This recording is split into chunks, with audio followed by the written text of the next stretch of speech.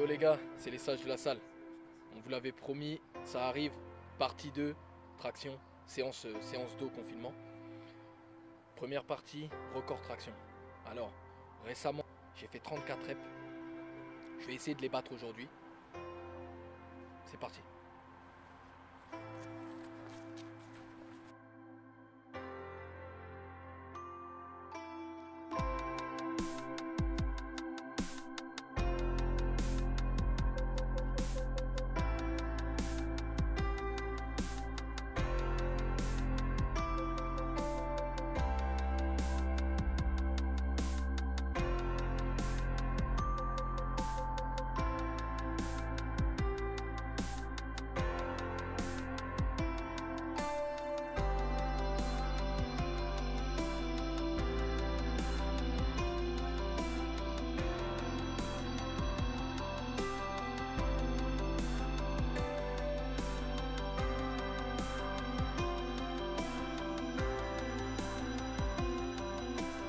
Ah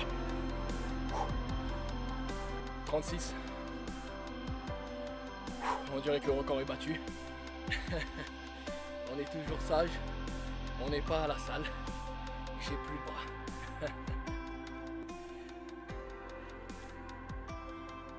Alors ça fait quoi de faire autant de traction? Physiquement, tu ressens quoi?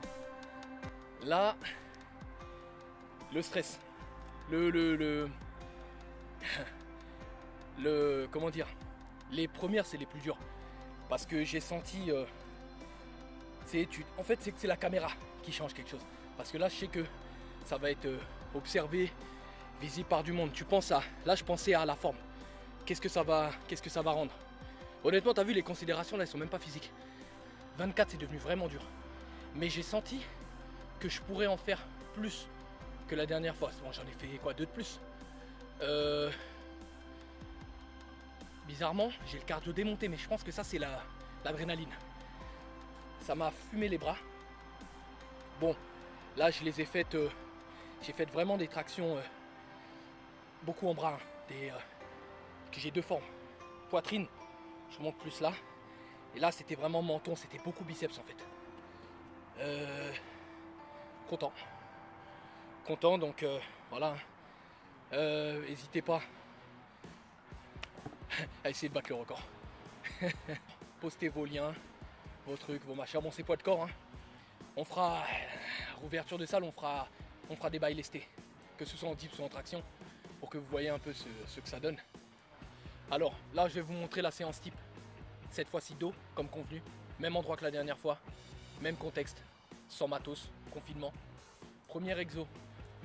Traction poitrine, sternum. Donc différente du record que j'ai fait. Enchaîné avec rowing inversé.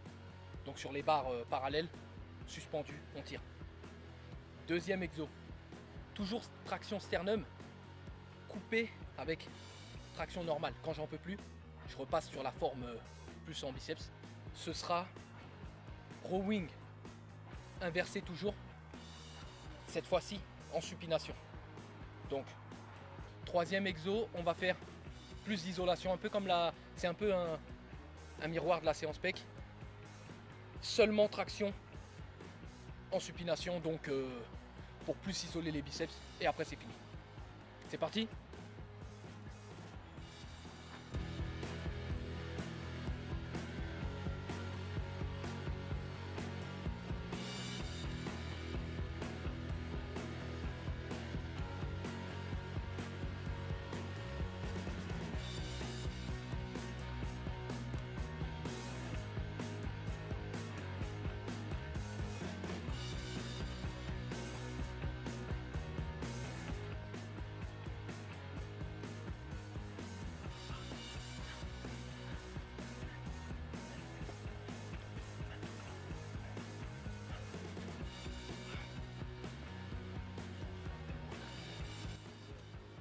Fin de la première gamme.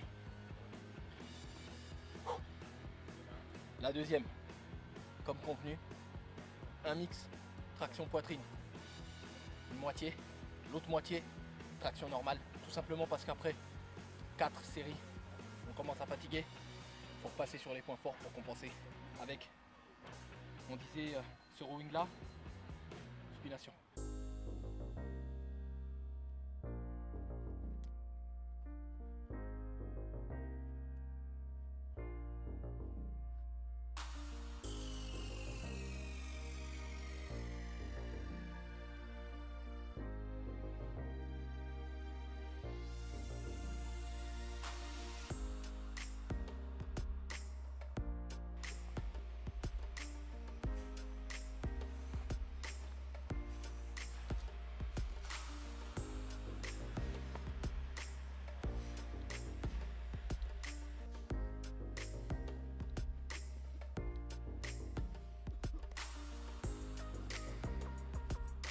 Fin de la deuxième gamme. Je préconise encore 4 séries. 4 à 5. 4 à 5 séries. Donc comme pour la partie pec, ça ferait un total de 10 séries. Au total, on finit sur quelque chose de plus d'isolation. Traction. Supination. Troisième gamme. Pour finir.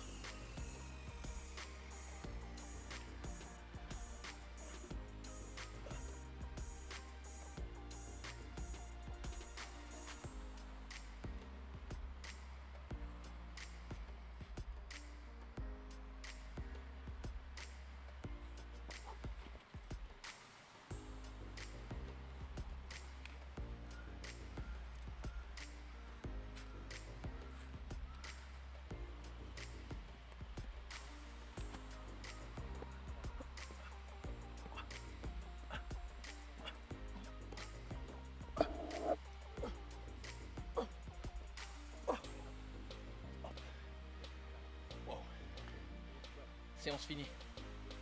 Bon, à l'exception de si vous rajoutez les abdos, on peut la considérer comme assez complète. Comme j'ai dit précédemment, je répète, répéter c'est apprendre. Adaptez-vous. Les reps, l'ordre des choses. Mais je pense qu'on ne peut pas y échapper. Commencez par le plus dur. Le plus dur, ça peut être là où vous êtes en retard. Quand on est en retard, c'est forcément plus dur. Ou l'exercice qui est tout simplement celui qui demande le plus de ressources. À mon sens, les tractions sternum, traction poitrine, en premier.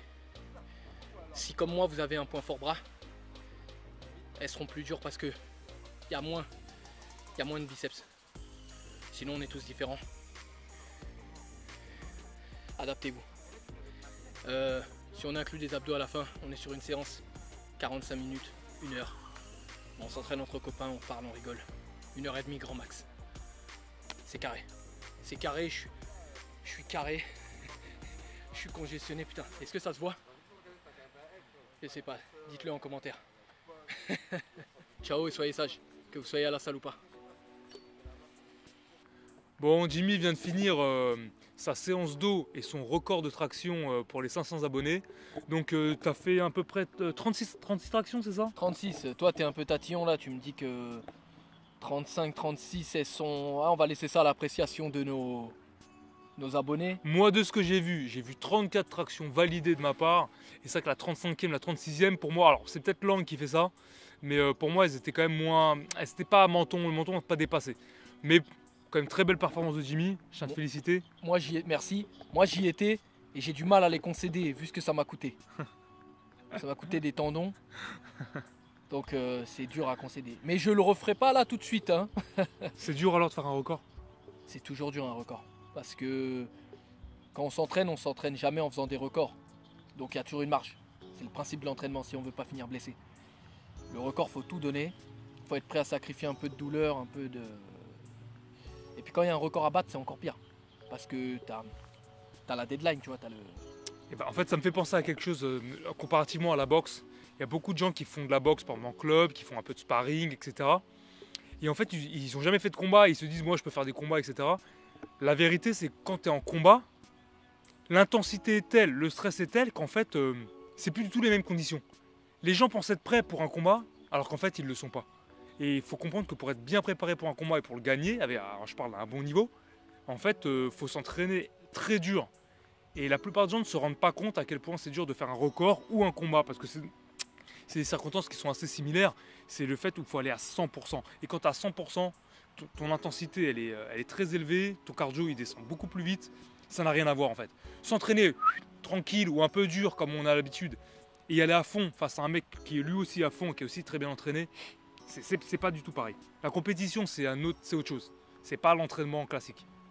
Comme on dit le dicton, entraînement dur, compétition facile. Ouais, et je dirais même qu'il faut être un entraînement très dur pour avoir une compétition facile. Dans les sports de combat, c'est quand même, je pense, plus prégnant. C'est-à-dire ce dicton, il s'applique encore plus au sport de combat. Parce que tu prends des coups. Hein. Entre faire des tractions, s'entraîner à faire des séries de 10 en traction et un jour essayer d'en faire 40, et faire du sparring à la touche, et passer à quelqu'un qui t'envoie qui essaie de te mettre KO, c'est pas la même chose. Ouais. C'est comme le self-défense. Non mais c'est comme je vois des mecs, des fois la vraie bagarre. Ils font 10 séries de 15 tractions. Par exemple, vous les gars, c'est sûrement des trucs comme ça que vous faites. 10 séries de 15 tractions, c'est dur, il faut avoir un très bon niveau pour le faire. Mais c'est autre chose de faire une fois 35 tractions. Là ça te cuit, ça te crame tout de suite quoi. Ça t'encule, c'est comme de la compète, c'est un record quoi. C'est aller à fond et aller donner tout et vraiment c'est mental, c'est physique, c'est tout quoi. Okay. Par rapport à ta séance, moi je trouve que ta séance c'était vraiment c'était une bonne séance. Au poids du corps, je pense qu'on ne peut pas faire mieux. Je pense que cette double intensité entre des tractions au poids du corps et ensuite de faire des tractions horizontales un peu plus faciles, mais pour continuer cette recherche à congestion de la série, gros volume, c'est vraiment super dur. Ça se voit en fait. Dur. Donc à adapter, hein, voilà, comme j'ai dit, hein. 10 reps, plus 10 reps, plus 10 reps, 15 reps, plus 15, ça dépend du niveau. C'est faisable à tous les niveaux en fait. Si tu fais 5 tractions, 5 rowing, c'est autre chose que. C'est toujours une histoire d'intensité. C'est toute une. Et bah c'est pareil pour le sparring en boxe, c'est toujours une histoire d'intensité. On va annoncer une autre vidéo qui sera une vidéo cardio. Alors c'est cardio et en même temps un entraînement un peu de jambes, mais très très cardio. Hein. Vas-y, parle-en de Jimmy. Alors j'annonce le programme pour la suite. Donc 3e séance, hein. Ça constitue une semaine type en fait. Hein. Étant donné qu'on est toujours en confinement, on est sur une optique confinement. Il n'y a pas de matos pour faire les cuisses. Alors tout le monde se demande comment faire les jambes. Déjà le dos c'est chaud à faire sans matériel, sans barre de traction. Les jambes, c'est pas évident non plus. Donc là on va proposer des exos axés cardio cuisses en fait. Hein. Montée d'escalier, des gammes dans les escaliers, une marche, 2 marches, 3 marches en même temps. Des sprints en pente avec charge additionnelle avec une personne pour me retenir. Jump box, donc des sauts sur différentes hauteurs. Burpee, saut, ce genre d'exo. Attends, parce que moi je devrais le faire avec toi. Toi, ouais, en fait, ce que je propose là, c'est de faire un peu le pont entre toi, le côté boxeur, et cardio. En fait, ça c'est de la bon, pour que je puisse m'améliorer en boxe alors, pour ma chaîne Punch Pass. Bah, en faisant ça, c'est bien pour le cardio, c'est bien pour les cuisses, les masses musculaires de cuisses, et c'est aussi bien pour toi, pour la chaîne secondaire de boxe. Bon, ok, parce on va faire ça, fractionné, la boxe c'est quand même du fractionné, puis cardio au centre de tout quoi. Ok. Prochain épisode, cardio cuisse, restez branchés. Bye les mecs.